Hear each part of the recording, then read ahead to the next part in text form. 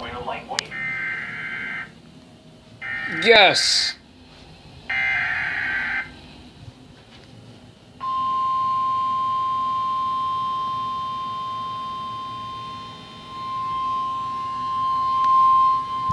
Oh. The National Weather Service in Sterling, Virginia has issued a severe thunderstorm warning for You can see outside as it literally is going to rain. northwestern Virginia, central Culpeper County in northern Virginia, Seems cloudy. County in northern Virginia until 6:30 p.m.